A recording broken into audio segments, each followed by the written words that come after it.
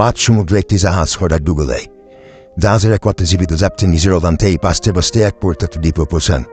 তিনি বারবার আল্লাহ রাখতে থাকেন, হে আল্লাহ, বাপ উদ্ধার করো। তিনি প্রতিদিন সমুদ্রের কাছে গিয়ে অপেক্ষা করেন যদি কোনো জাহাজ তাকে উদ্ধার করতে আসে।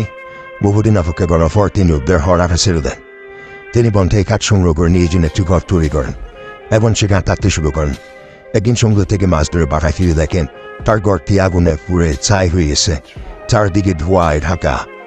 তিনি চিৎকার করে কান্না করতে লাগলেন এবং আল্লাহকে বললেন, আল্লাহ, তুমি এটা কীভাবে করতে পারলে? পরের দিন সকালে যখন তিনি তার ঘর মেরামতের কাজ করছিলেন, হঠাৎ তিনি একটি জাহাজ দেখতে পান। তিনি সমুদ্রের পাড়ে গিয়ে দেখেন একটি জাহাজ তাকে উদ্ধার করতে এসেছে। তিনি ক্যাপ্টেনকে জিজ্ঞেস করলেন, আপনি কীভাবে জানতে পারলেন যে আমি এখানে আটকা আছি? তখন ক্যাপ্টেন বললেন, গতকালকে আপনার দোয়ার সিগন্যাল দেখে আমরা জানতে পারি এখানে কেউ আটক রয়েছে। শিক্ষা: কখনোই বললে চলবে না যে আল্লাহর আশীর্বাদ আমাদের সবার উপরে আছে, কিন্তু সেই আশীর্বাদ সবচেয়ে বেশি